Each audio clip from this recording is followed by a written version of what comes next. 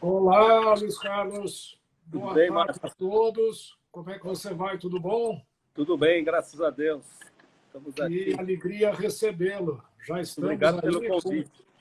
com um número grande de pessoas nos assistindo, já praticamente umas 70, 80 pessoas. Nossa, E para nós é uma satisfação.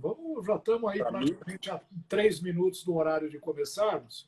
tá. E vai ser uma alegria poder conversar com você aí sobre um tema tão palpitante quanto esse que você está trazendo aqui para nos informar. É a nova tecnologia que está chegando, né? É isso. Mas eu acho que nós já podíamos ir começando, então.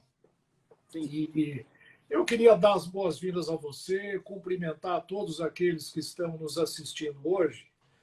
E como nós fazemos todas as quintas-feiras, às 17 horas, nós trazemos sempre um convidado para discutir temas de relevância para o nosso país. Não é? Em geral, temos trazido alguns deputados, alguns senadores, pessoas que têm, digamos, presença em Brasília e que desejam trazer informações ao nosso público.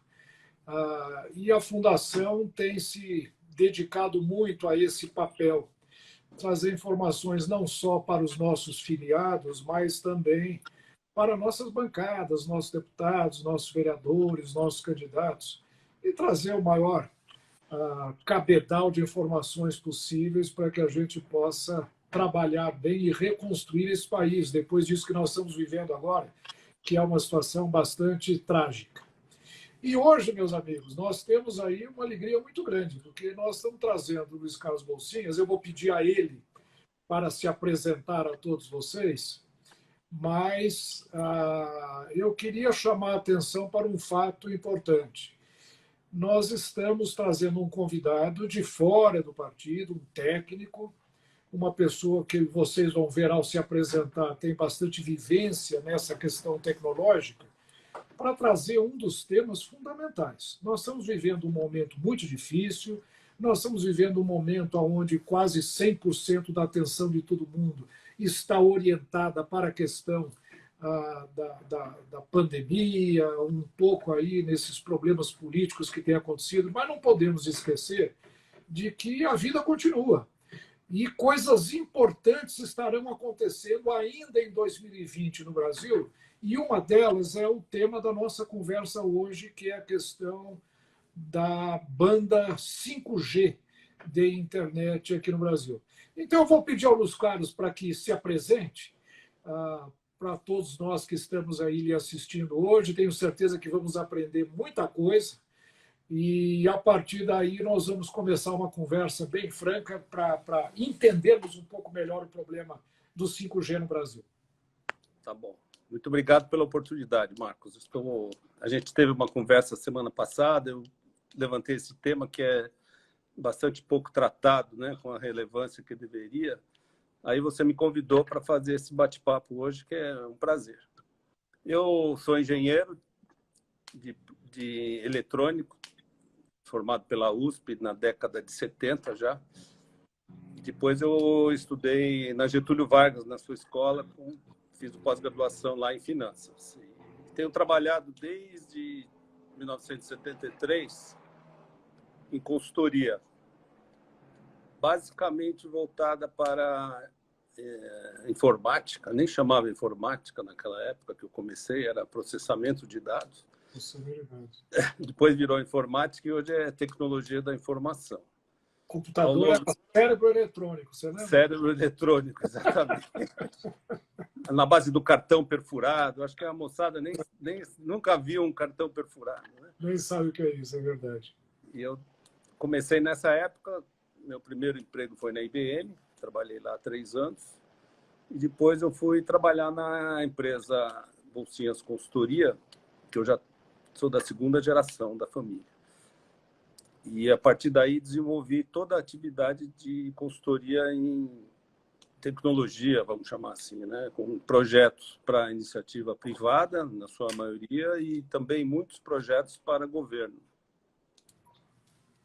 Um dos projetos de destaque que eu participei foi na constituição do ST, do sistema da Secretaria do Tesouro, um sistema chamado CIASF, que congregou toda a informação financeira do país em 1984.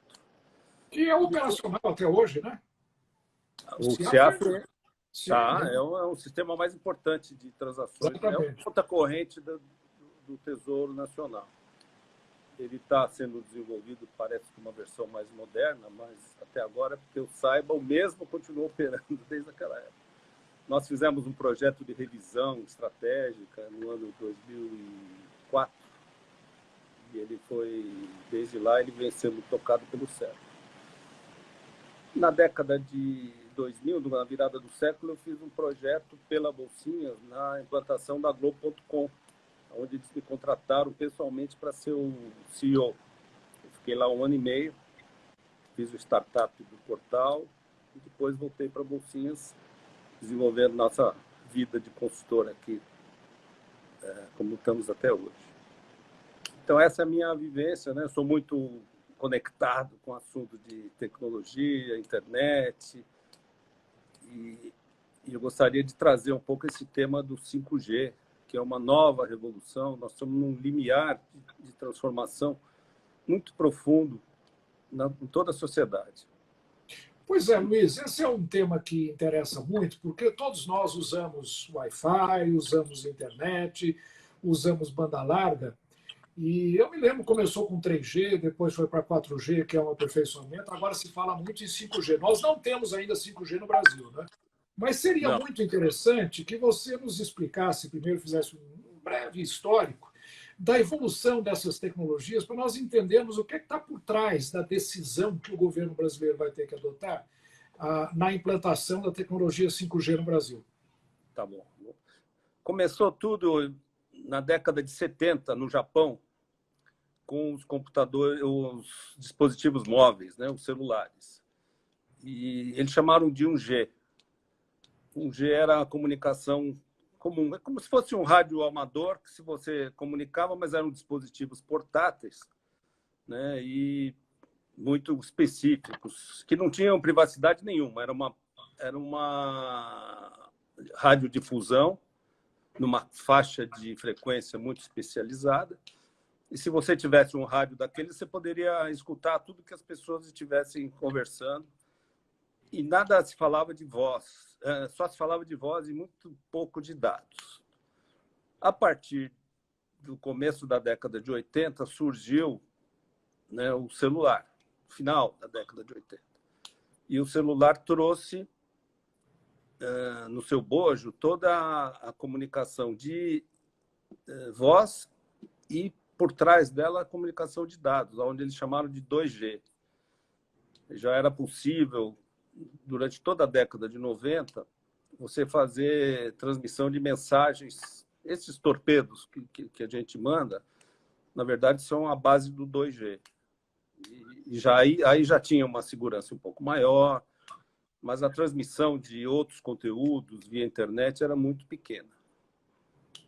Em 1999, 2000, surgiu o 3G, que aí sim já era a internet embarcada nos dispositivos móveis, né, com uma velocidade bastante limitada, como aquelas ligações que se fazia via discada telefônica, se podia usar no celular.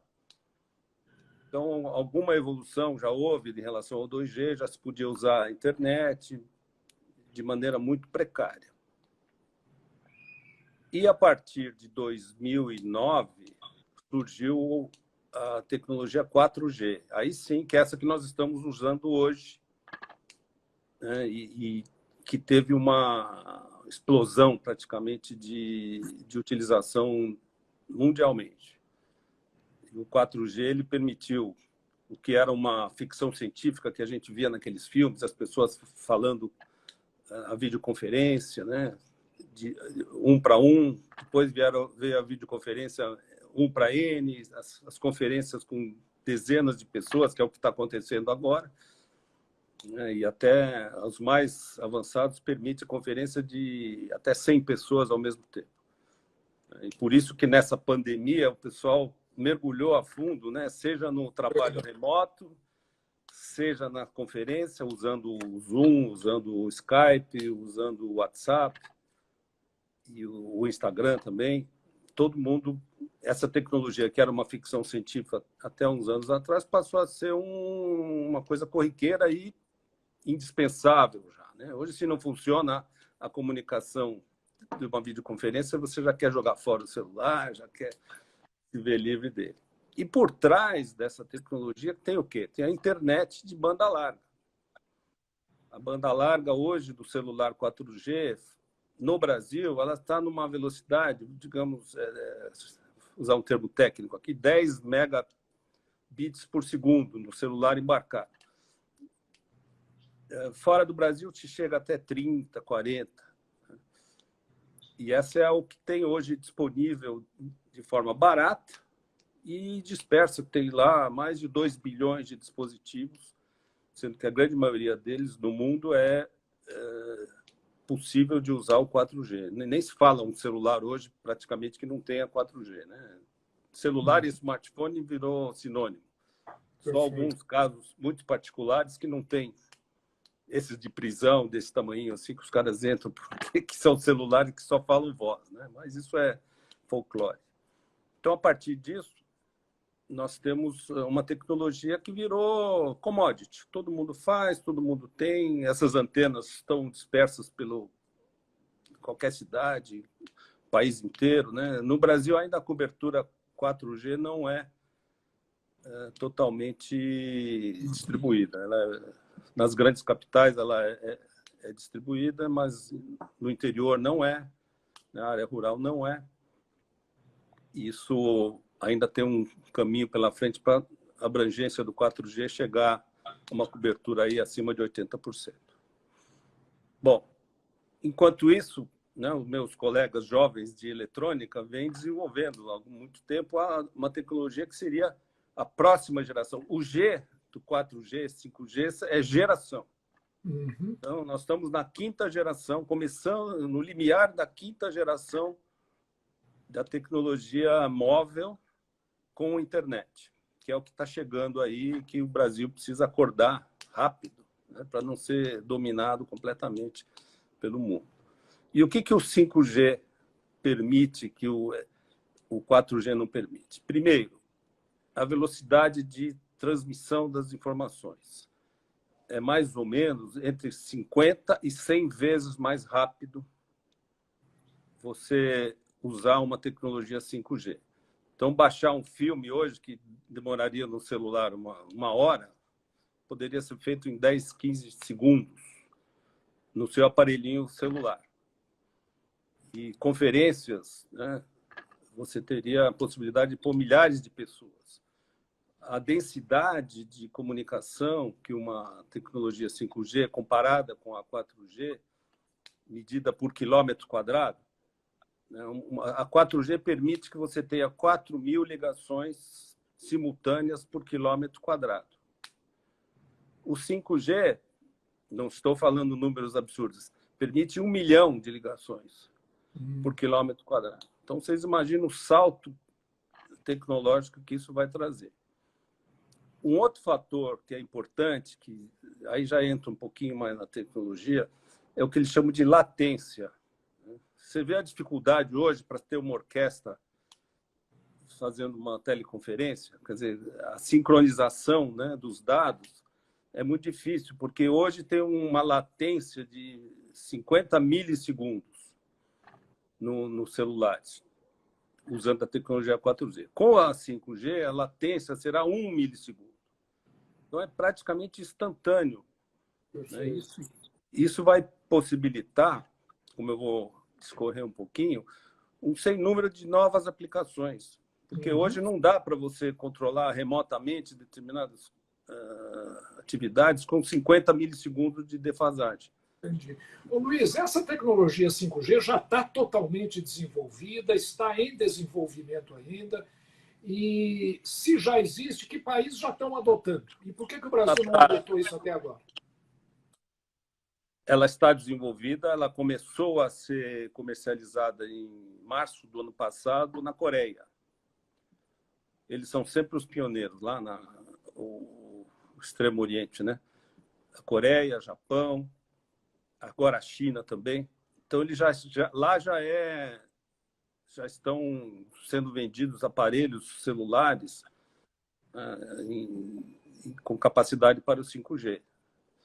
E tem algumas nuances, né? Houve um grande trabalho nos últimos 5 anos de normatização da tecnologia. Porque não adianta todos terem a tecnologia, só que uma não falasse com a outra.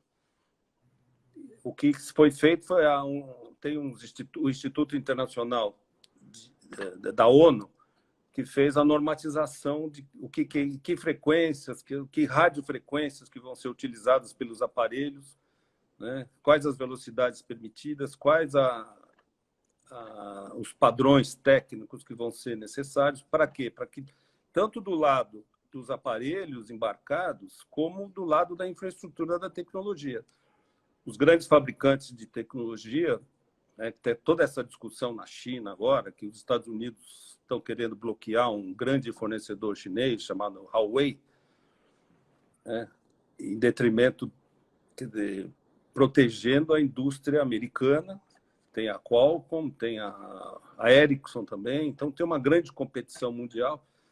Na verdade, é uma briga comercial isso. Mas já está disponível e agora é o pé no acelerador, né? Eles estão... A gente ouve falar muito essa disputa e essa concorrência, envolvendo também a questão de sigilo de dados e controle de dados por parte de, isso aí, tecnologia chinesa, eventualmente os chineses utilizando a informação da rede americana. Isso procede ou existem mecanismos que garantem o sigilo das informações veiculadas no 5G? Olha, existem as barreiras de proteção tecnológica, mas para toda barreira de proteção sempre tem a transgressão, né? O pessoal os espiões, isso é feito por órgãos secretos de governo, seja do governo americano, seja do governo chinês, a Rússia também. Então, eles ficam... É uma guerra fria, subterrânea entre os países avançados que ficam querendo obter o segredo do que se passa nas conversas, né? E quanto mais proteção se coloca, maior é a tentativa de bloqueio e de... como é que chama? De quebra desse sigilo que tem. Existe a proteção, sem dúvida, é muito difícil fazer. Para um grupo ou uma empresa particular, o recurso que ela teria que investir para quebrar esse sigilo seria tão grande que eles não teriam condições de fazer. Mas que dizer para você que 100% seguro não existe. Sempre tem alguma brecha, que eles chamam de backdoor, né? Que tem uma porta dos fundos, que vai lá um daqueles hackers malucos, tipo aquele Snowden que foi preso, que eles conheciam como é que abria aquela porta e, a partir daí, eles faziam as espionagens. E a tecnologia? 5G... Pois não. A tecnologia 5G hoje ela é ofertada basicamente por que países? A tecnologia 5G hoje já está nos Estados Unidos, está começando. Tudo começou a partir do último trimestre de 2019. Os Estados Unidos já estão oferecendo, você já pode comprar lá nos Estados Unidos, a Verizon já oferece, a AT&T já oferece, né? Na Europa, na Alemanha, na Inglaterra, os países asiáticos, praticamente todos modernos, né? A Coreia do Sul, a China, o Japão, já está disseminando. Eu diria hoje para você que está 5% do que deverá ser daqui a uns 10, 15 anos. 5%. Daqui a uns 15 anos deveremos ter mais de 5 bilhões de aparelhos conectados, aparelhos portáteis. Depois eu vou entrar num detalhe que a coisa vai ser exponencial. O 5G, então, tem essa característica da comunicação entre pessoas, né? E a transmissão do conteúdo de forma rápida e sem latência.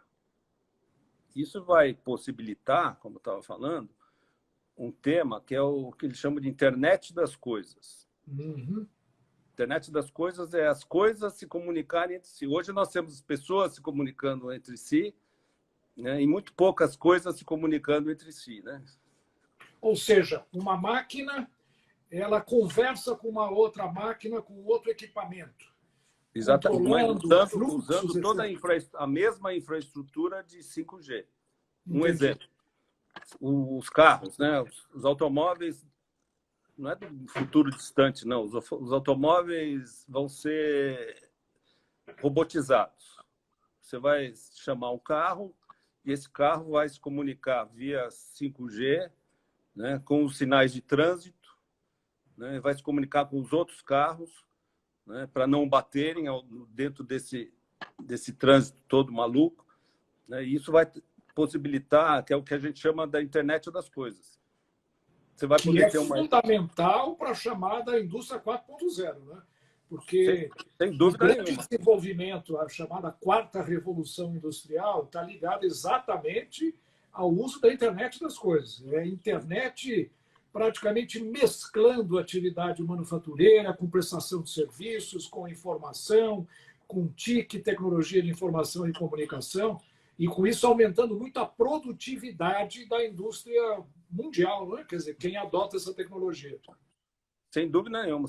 Toda a infraestrutura mundial, com os 5G, você vê de 4 mil por quilômetro quadrado para 1 milhão de dispositivos conectados num quilômetro da sua casa, você imagina as possibilidades que isso vai trazer, né? E aí os automóveis vão estar interconectados, né, com os sinais de trânsito, o transporte público vai estar interconectado e tudo cada vez mais exponencialmente interconectado. A telemedicina, por exemplo. Hoje não é viável você fazer uma cirurgia remotamente, por causa do que eu falei dessa latência, né? Você tem 50 milissegundos de latência, parece nada, mas é muito na hora que você vai fazer uma cirurgia, por exemplo, do cérebro de uma pessoa. O que vai acontecer é que, no futuro, os grandes especialistas vão estar lá numa camada ou num limbo usando 5G e poderão operar remotamente, roboticamente, os seus pacientes. Isso é uma realidade dos próximos 5 anos. Não há... É irreversível, né? E o 5G vai permitir também, né? Eu fiz até uma compilação, além da telemedicina, a agricultura de altíssima precisão, né? Com o 5G, quando chegar no campo, o 5G, você vai permitir que as máquinas do campo trabalhem sozinhas, 24 horas por dia. Então, aqueles tratores gigantes não vão precisar de operador. Eles vão estar operando, você vai ter um controle remoto deles, sabendo tudo o que se passa instantaneamente, aonde eles vão estar, se vão se comunicar um com os outros, né? Controle de pragas, vão ter os drones que vão acompanhar a produção agrícola. E o Brasil é um país, diria para você, que está entre os 3 mais produtivos em agricultura.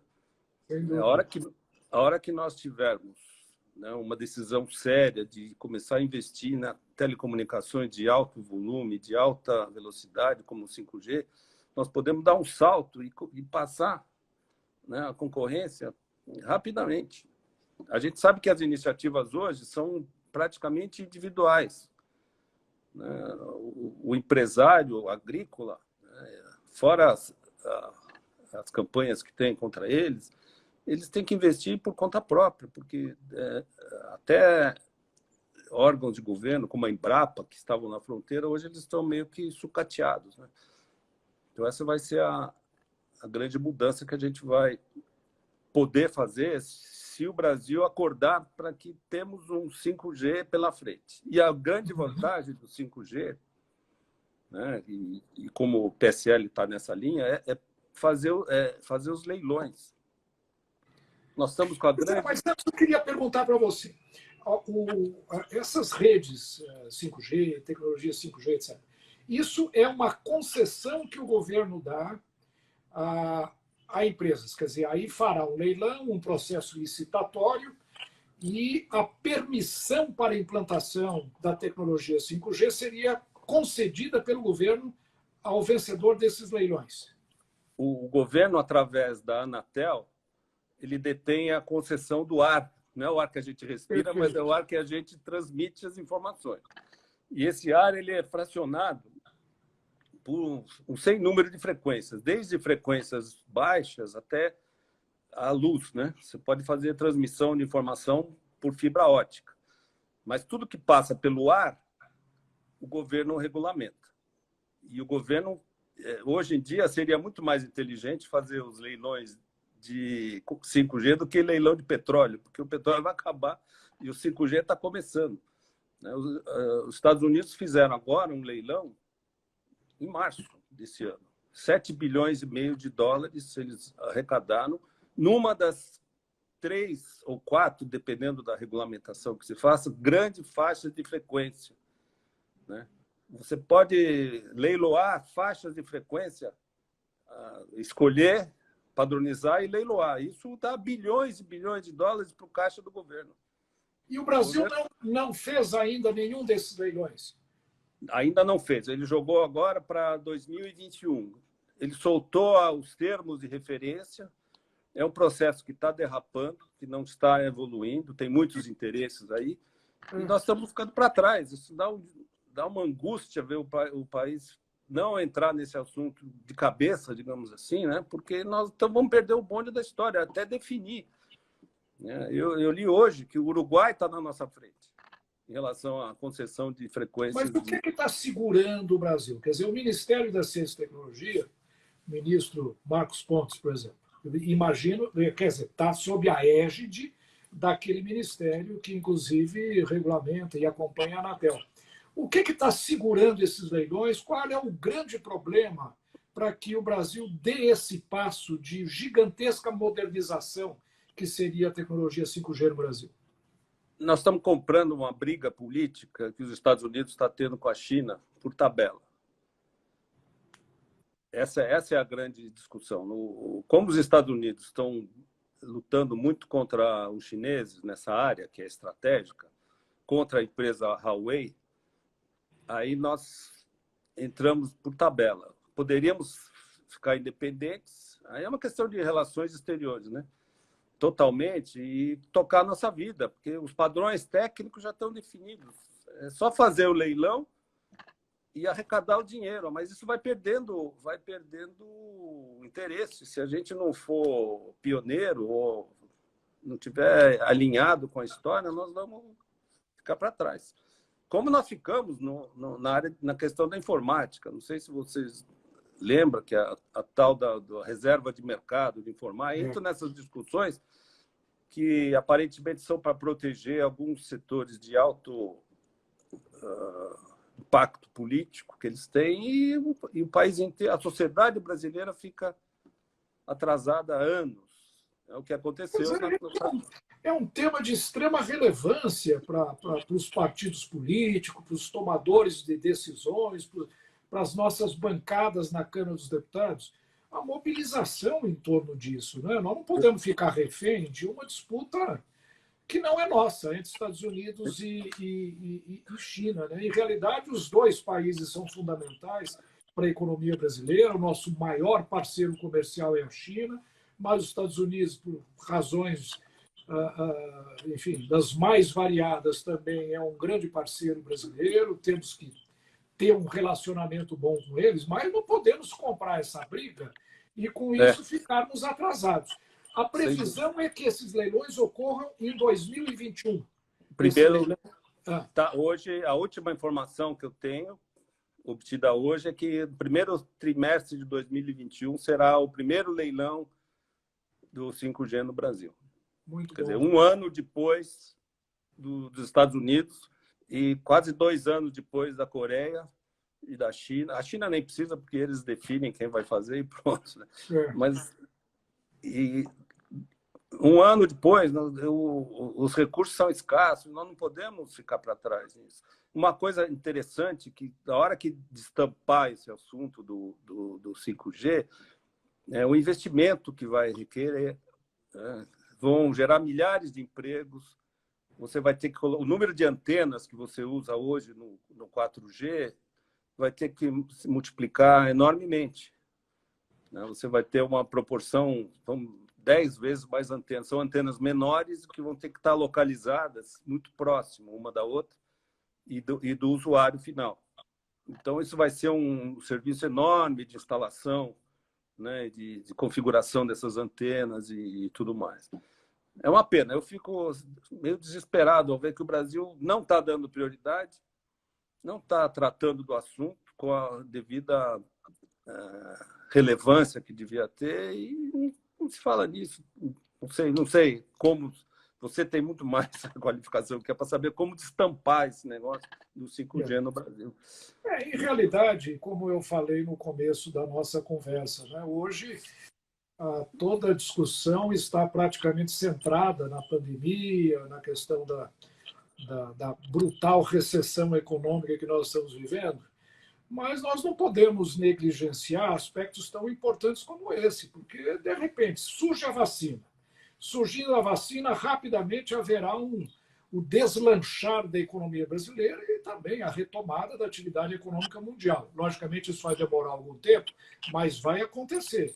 E, ao acontecer isso, nós precisamos estar preparados. Portanto, essa conversa nossa aqui, ela é estrategicamente muito importante para a elite política brasileira, para os nossos parlamentares, para que eles se deem conta da importância desse tema. Caso contrário, nós vamos cada vez mais ficarmos para trás do ponto de vista da evolução tecnológica.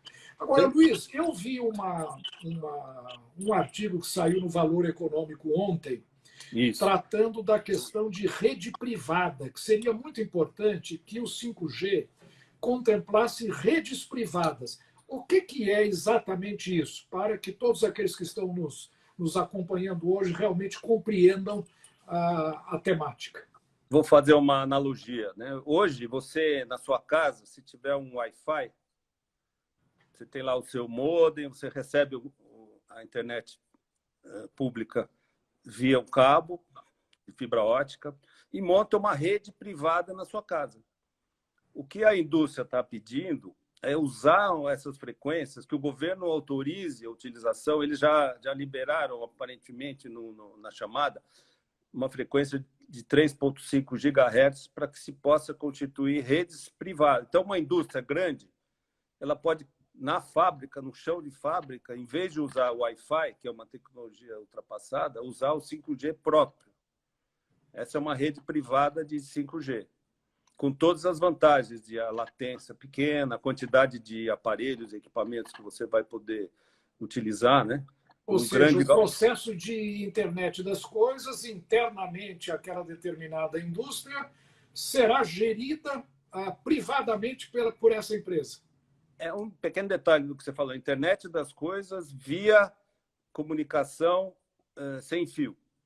Perfeito. Porque se for com fio, você pode montar hoje do jeito que quiser, mas se tiver sem fio, usando o ar, né? Propagando a propagação da comunicação pelo ar. Fazendo assim, você precisa de uma licença, que nem rádio do cidadão, né? Rádio amador. Você precisa de uma licença de rádio amador para usar aquela frequência. Isso daí, montar uma rede, vamos dizer, com 10 mil equipamentos, num raio de 1 quilômetro, que é uma grande fábrica, você vai ter que ter uma licença de uma rede privada. Só isso que a Anatel está regulamentando agora. E com toda a segurança, com toda a velocidade, para poder usar o ar, né? O ar que a gente é o ar que a gente não vê, né? A gente respira, mas não vê que está na luz.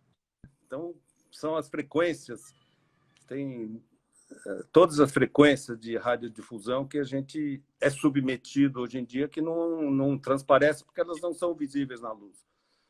E o 5G é uma das frequências mais altas, cada vez mais se aproximando do espectro da luz visível. E quanto maior a frequência, mais quantidade de informação você pode colocar naquela comunicação. Então, uma rede privada seria isso. Muito bom. Luiz Carlos, olha, a conversa, quando ela é interessante, passa muito rápido. Já estamos aí há quase 35 minutos conversando e eu acho que foi extremamente oportuna e muito interessante seus esclarecimentos, não só do ponto de vista da informação, para todos nós, leigos na área tecnológica, quer dizer, conhecemos o tema, mas não, digamos assim, a parte mais, os detalhes, né, que você tão bem descreveu aqui, mas também do ponto de vista político. Né? A Fundação Índico, que é uma fundação que dá orientação programática ao PSL, o nosso partido, deve sim, vai se dedicar, se debruçar sobre esse tema, porque é um dos elementos determinantes da nossa trajetória de crescimento econômico no futuro.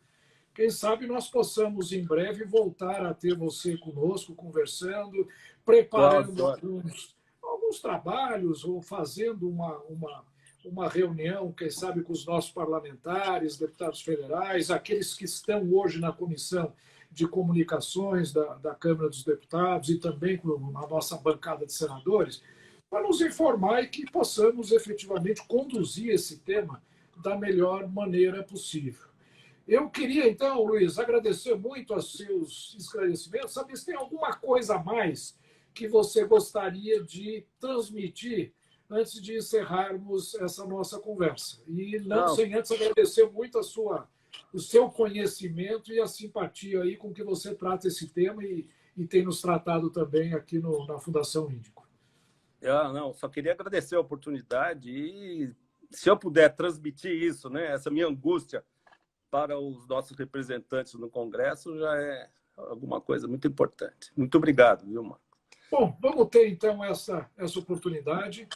Eu, mais uma vez, queria agradecer a sua disponibilidade para vir aqui nos trazer essas informações. Para nós foi muito interessante, a gente tem sempre trazido nesses lives, nesses diálogos, um conteúdo mais político, mas hoje a gente vê que esse conteúdo técnico também tem um fundo extremamente importante do ponto de vista político e estratégico para o país. Nós vamos certamente continuar essa conversa, teremos outra oportunidade para contar com o seu conhecimento e fica desde já, então, o nosso agradecimento a você e esperar que tenhamos oportunidade para retomarmos essa conversa. Muito obrigado. Um grande abraço a todos.